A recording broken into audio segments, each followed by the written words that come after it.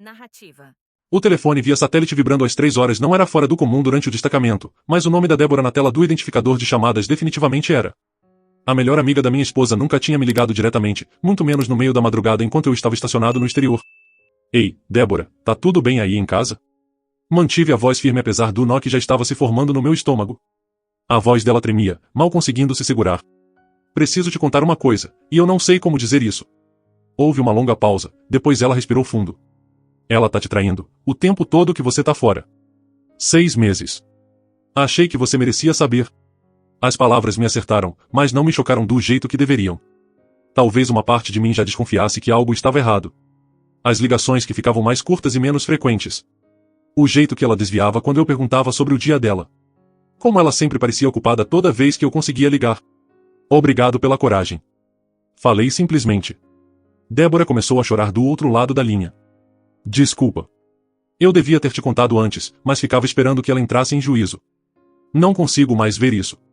Você é um cara incrível, e você não merece essa merda. Agradeci de novo e encerrei a chamada. Depois fiquei ali no beliche por exatamente 10 minutos, deixando tudo afundar. Meu casamento tinha acabado.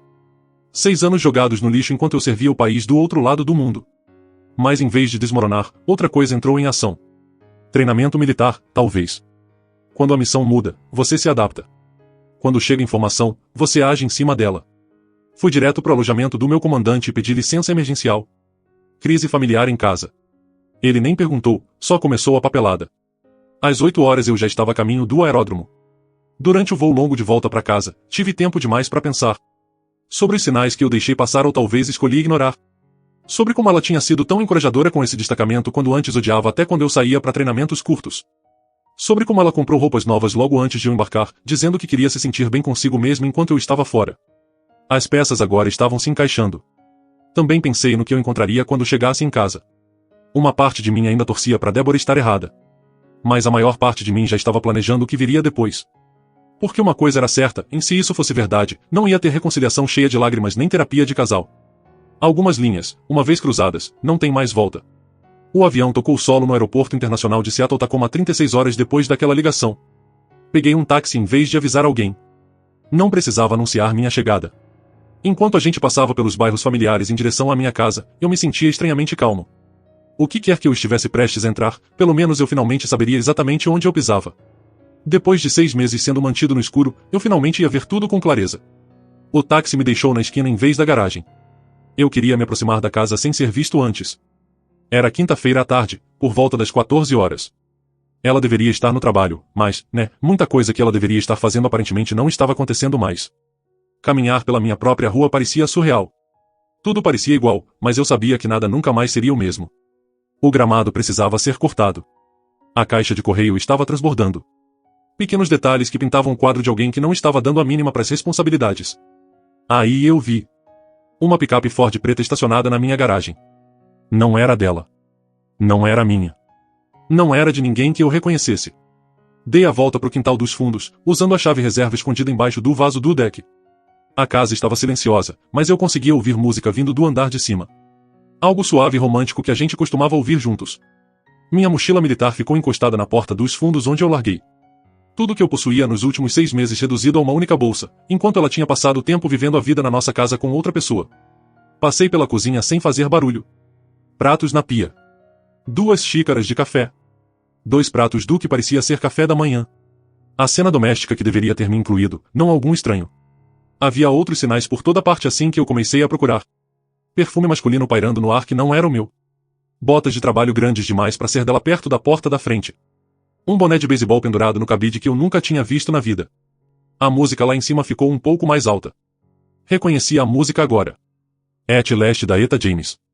Nossa música do casamento. Esse detalhe acertou mais forte que tudo o resto junto. Ela estava tocando nossa música de casamento enquanto traía nossos votos. Conferi a hora no celular. 14 horas e 47, depois sentei na mesa da cozinha e esperei.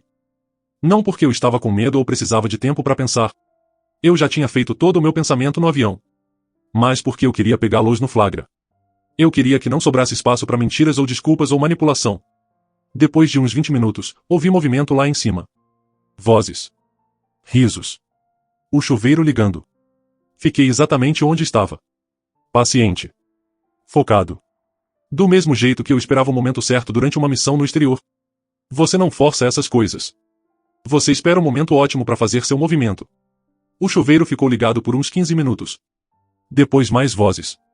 Mais movimento. Se vestindo. Provavelmente. Fazendo planos pro resto do dia deles na minha casa. Na minha vida. Por volta das 15h30, ouvi passos na escada. Vários pares. Eles estavam descendo juntos. Encostei na cadeira da cozinha e esperei eles virarem a esquina. Meu coração estava firme. Minha mente estava clara. O que quer que acontecesse nos próximos minutos determinaria o resto da minha vida. E eu estava pronto para isso. Os passos ficaram mais próximos. Vozes no corredor. O riso dela. Leve e despreocupado. Uma voz masculina respondendo, grave e familiar de um jeito que fez meu estômago despencar. Depois eles entraram na cozinha e tudo ficou infinitamente pior do que eu tinha imaginado. Ela entrou primeiro, usando uma camiseta velha minha do exército e nada mais. Cabelo ainda úmido do banho. Atrás dela vinha Leopoldo Chart, meu colega de quarto da faculdade há 15 anos, de jeans e vestindo às pressas uma camisa que ele claramente tinha jogado no chão correndo. O sangue sumiu do rosto dela quando me viu sentado ali. Leopoldo travou no lugar, a boca abrindo e fechando como se tentasse encontrar palavras que simplesmente não existiam. Bem-vindo ao lar, amor. Falei, a voz completamente calma. Não se incomodem comigo. Eu só estava aqui aproveitando para ver minha esposa e meu velho amigo de faculdade se sentindo em casa na minha cozinha. Ela agarrou a bancada para se apoiar, as pernas aparentemente decidindo parar de funcionar direito.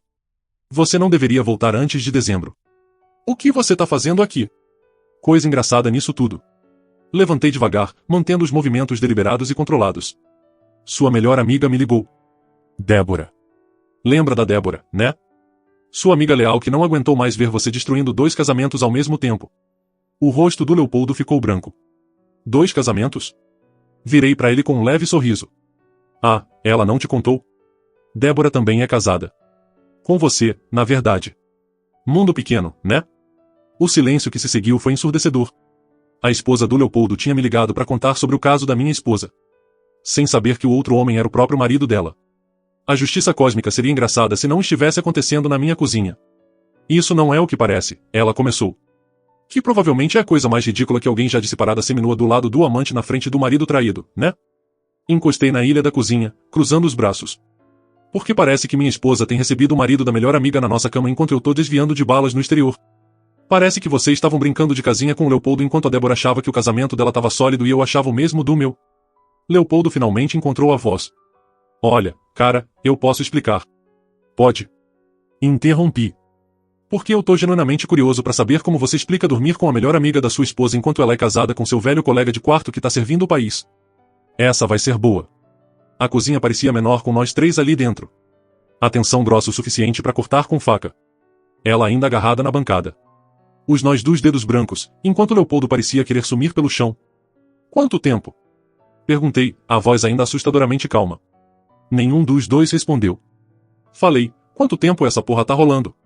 Desde fevereiro, ela sussurrou. Fevereiro. Eu embarquei em outubro.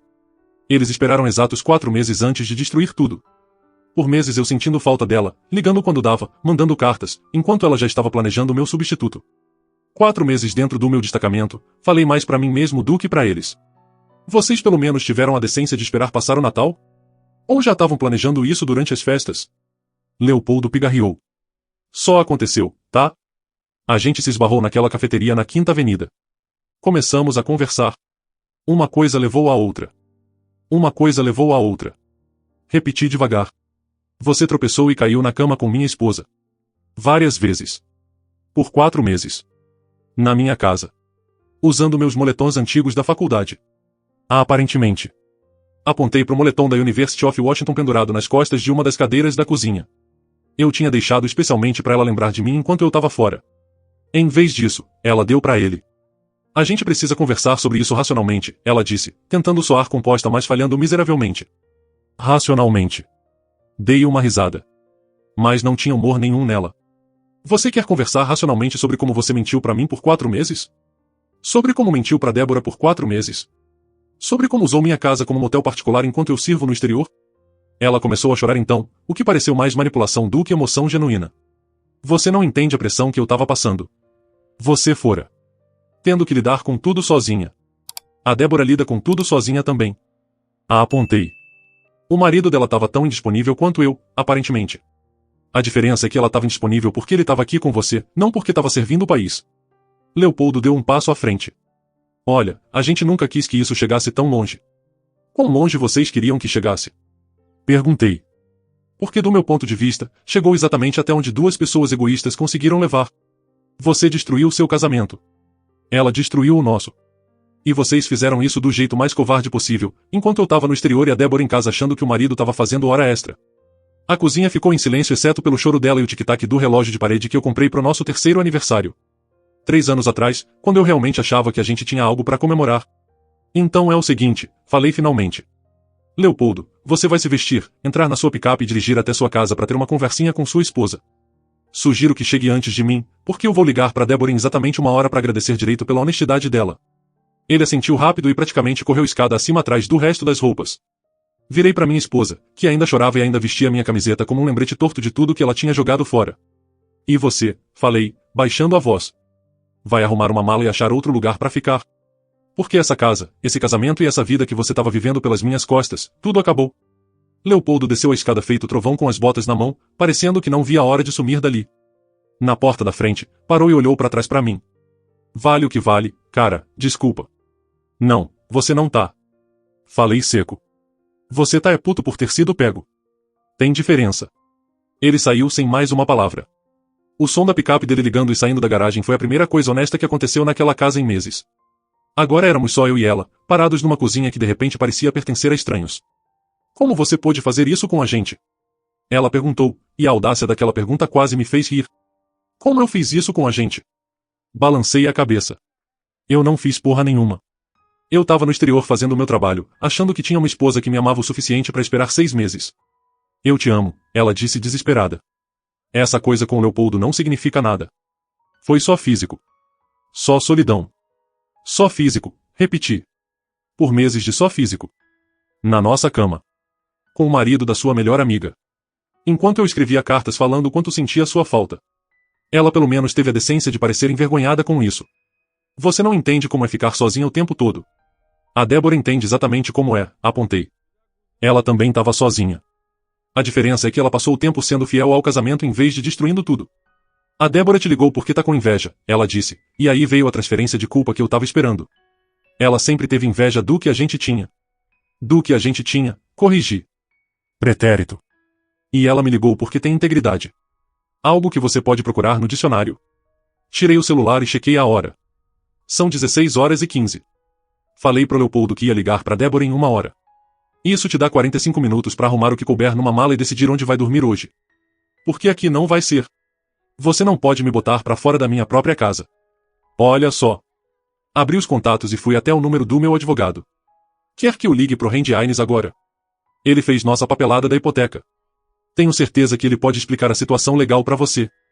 O rosto dela ficou pálido. Ela conhecia o Randy. Sabia que ele ia contar a verdade sobre quem era dono do que nesse casamento. Pra onde eu vou? Não é mais meu problema. Sentei de novo na mesa da cozinha. Talvez o sofá do Leopoldo esteja disponível. Ah, espera. Ele provavelmente tá ocupado explicando pra esposa onde passava as tardes. Ela ficou parada mais 1 minuto. Provavelmente esperando eu amolecer ou dar algum sinal que isso tudo era só choque e raiva falando. Quando eu não dei, ela finalmente virou e subiu. Eu conseguia ouvir ela mexendo lá em cima, abrindo e fechando gavetas. Provavelmente tentando descobrir no que 6 anos de casamento se resumem quando você só pode levar o que cabe numa mala. Enquanto ela arrumava, liguei pro banco e coloquei um bloqueio nas nossas contas conjuntas. Depois liguei pro Randy Aines. A secretária disse que ele podia me ver logo na segunda cedo para discutir proteção de bens matrimoniais. Aparentemente, eu não era o primeiro soldado que voltava para casa com esse tipo de surpresa. Uns 20 minutos depois, ela desceu com 2 malas e a bolsa do notebook. Tinha trocado para jeans e uma camiseta dela própria. Não minha. Isso é loucura, ela disse, deixando as malas perto da porta da frente. A gente pode superar isso. Casais sobrevivem à infidelidade o tempo todo. Alguns casais sobrevivem, concordei. Mas esses casais geralmente envolvem 2 pessoas que realmente querem superar. Eu não quero. Você nem vai tentar. Olhei para ela parada ali com as malas arrumadas, ainda tentando negociar volta para uma vida que ela mesma já tinha destruído. Quer saber o que eu estava fazendo enquanto você e o Leopoldo estavam lá em cima brincando de casinha? Eu estava sentado nessa cozinha, olhando para as provas do seu caso espalhadas pela minha casa toda, e me senti aliviado. Isso a parou no meio do caminho. Aliviado? Aliviado por finalmente saber a verdade. Aliviado por parar de me perguntar por que você parecia tão distante nas ligações. Aliviado por não precisar mais fingir que estava tudo bem quando eu sentia no estômago que algo estava errado. Levantei e fui para a porta da frente. Quer saber a verdade nua e crua? Esse casamento acabou há meses. Você só tornou oficial. Ela chorava de novo, mas eu estava vacinado para as lágrimas dela. Por favor, não faz isso. A gente pode fazer terapia. Pode recomeçar. Não, a gente não pode. Abri a porta e segurei para ela. Porque recomeçar exige duas pessoas que se respeitam o suficiente para serem honestas. Você perdeu esse privilégio 4 meses atrás. Ela pegou as malas e foi para a porta, depois parou e olhou para trás. E tudo que a gente construiu juntos? 6 anos de casamento. Você jogou fora na primeira vez que trouxe ele para nossa cama. Falei simplesmente. Eu só tô tornando oficial. Depois que ela saiu, sentei de novo na cozinha e liguei para Débora. Ela atendeu no primeiro toque. Quão ruim foi? Ela perguntou na hora. Pior do que você provavelmente imaginou, falei para ela. E acho que você e eu precisamos ter uma conversa mais longa sobre seu marido. Débora apareceu naquela noite com uma garrafa de vinho e uma pasta cheia de documentos. Parecia exausta, como alguém que carregou um segredo pesado demais por tempo demais e finalmente se livrou do peso. Tô documentando tudo há 3 semanas, ela disse, sentando na minha mesa da cozinha e abrindo a pasta. Fotos, recibos, mensagens de texto que achei no celular do Leopoldo. Sabia que essa conversa ia chegar eventualmente. Ela espalhou as provas na mesa como uma promotora montando um caso. Fotos da picape do Leopoldo na minha garagem em dias que eu ligava para casa e caía na caixa postal. Extratos de cartão mostrando compras em restaurantes e hotéis pela cidade. Prints de mensagens entre ele e minha esposa que eram íntimas demais para só amigos. Você andou ocupada, falei, olhando toda a documentação. Precisava ter certeza antes de destruir 2 casamentos, ela respondeu. Embora aparentemente eles já estivessem destruídos. Só não queria ser a responsável por acabar com algo que ainda podia ser salvo. Um dos prints de mensagem chamou minha atenção. Era da minha esposa pro Leopoldo. Ele ligou na hora do almoço hoje. Tive que fingir que estava no trabalho enquanto você estava literalmente na cama do meu lado.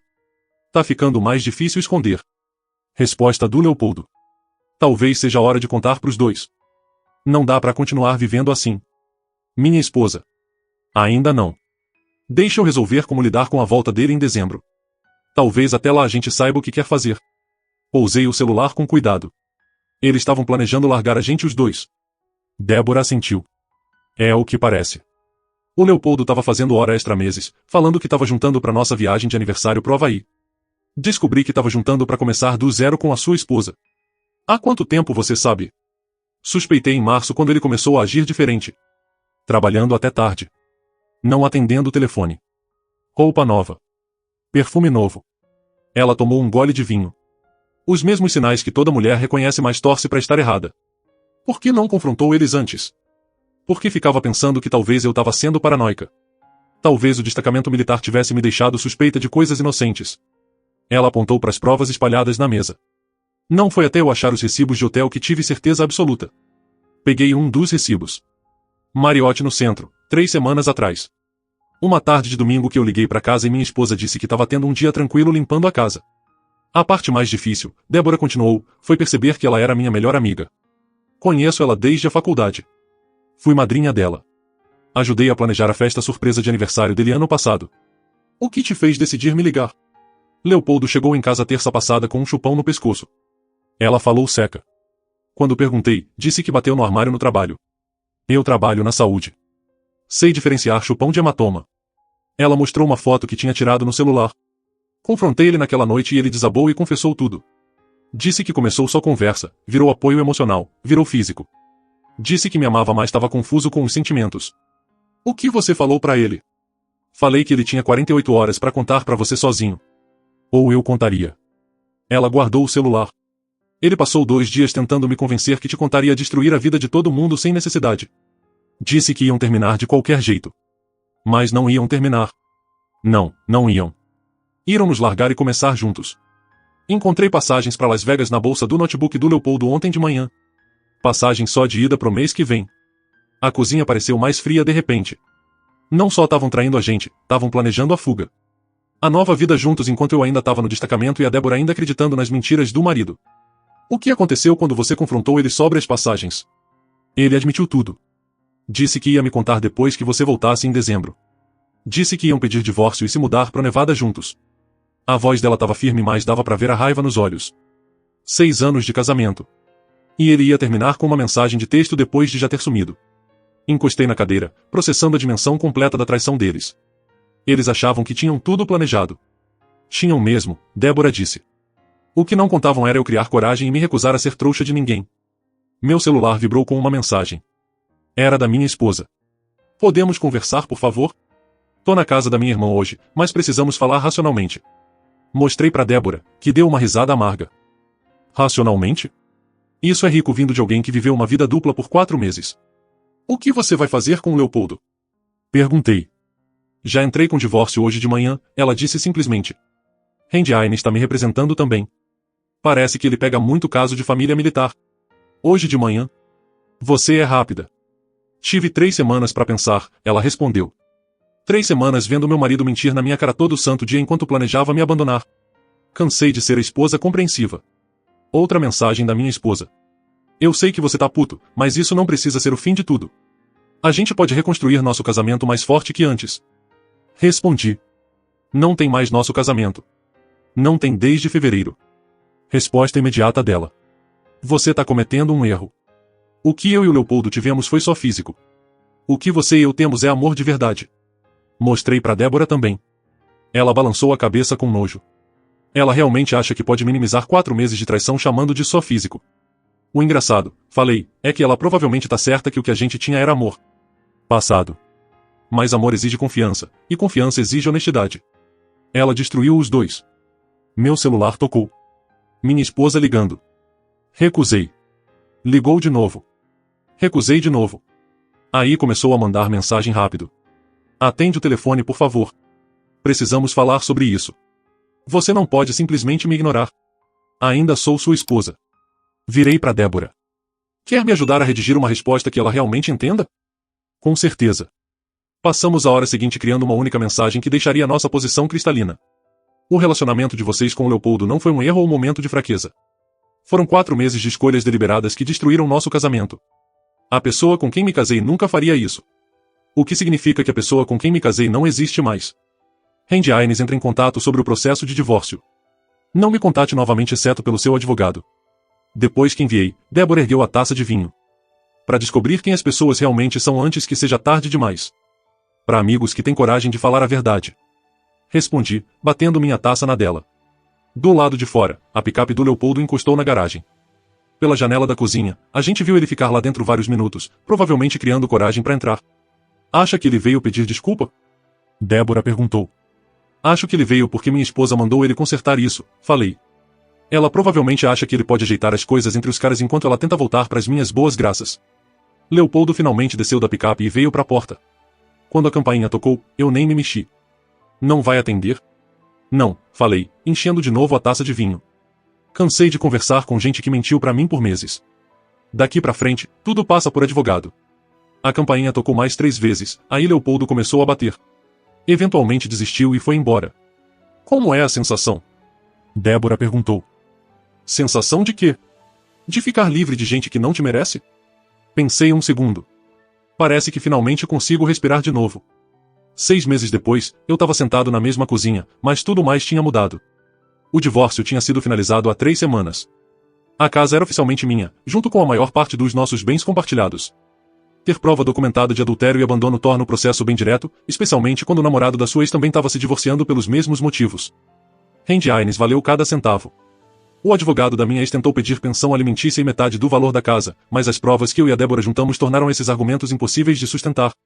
As mensagens sobre planejar abandonar os 2 casamentos, os recibos de hotel, as passagens para Las Vegas, tudo pintava um quadro claro de traição premeditada. O acordo final deu para ela exatamente o que ela tinha contribuído financeiramente para o casamento, que não era muito. Ela ficou com o carro, pertences pessoais e grana suficiente para recomeçar em outro lugar. Eu fiquei com a casa, minha pensão militar e minha dignidade. Leopoldo não se saiu muito melhor. Débora pegou tudo o que podia legalmente, que acabou sendo bem substancial já que ela era a principal provedora enquanto ele supostamente fazia hora extra. A casa deles foi vendida mês passado e ela se mudou para um condomínio foda no centro. Leopoldo tá morando num estúdio do outro lado da cidade, trabalhando em depósito para pagar as custas judiciais. Quanto à minha ex, ouvi por amigos em comum que ela e o Leopoldo tentaram fazer o relacionamento dar certo depois que os divórcios saíram. Aparentemente, o que parecia romântico e excitante como caso secreto ficou diferente quando virou a realidade cotidiana deles. Terminaram há 2 meses depois de uma série de brigas épicas, quase todas sobre grana e culpa por terem destruído as vidas anteriores. Ela tentou me contatar várias vezes durante o processo, sempre com o mesmo tema. Tinha cometido um erro. Ainda me amava. Queria resolver as coisas. Toda vez, encaminhei para o meu advogado. Nunca respondi diretamente, e eventualmente ela parou de tentar. O mais estranho era o quanto eu não sentia falta do casamento em si. Sentia falta da ideia de ter parceira, claro. Sentia falta de companhia e experiências compartilhadas. Mas não sentia falta dela especificamente, e com certeza não sentia falta da ansiedade constante que eu tinha no destacamento pensando se algo estava errado em casa. Débora virou uma amiga de verdade nesse meio tempo. Não romântico. Só alguém que entendia exatamente o que eu passei porque passou pela mesma traição. A gente jantava de vez em quando, trocava figurinha de como estava reconstruindo a vida, e se ajudava nas partes práticas de repente estar solteiro de novo. Algum arrependimento? Ela me perguntou semana passada tomando café. Sobre o divórcio. Nenhum. Pensei um segundo. Talvez me arrependa de não ter visto os sinais antes, mas não me arrependo de ter terminado assim que soube a verdade. E 6 anos de casamento? Não pode parecer desperdício. Não é desperdício, falei. É aprendizado. Agora eu sei o que não vou tolerar no próximo relacionamento. Hoje era sábado, e eu tava curtindo o tipo de manhã tranquila que sonhava no destacamento. Café no meu ritmo. Lendo notícias sem interrupção. Fazendo planos pro fim de semana sem precisar consultar agenda ou preferência de ninguém.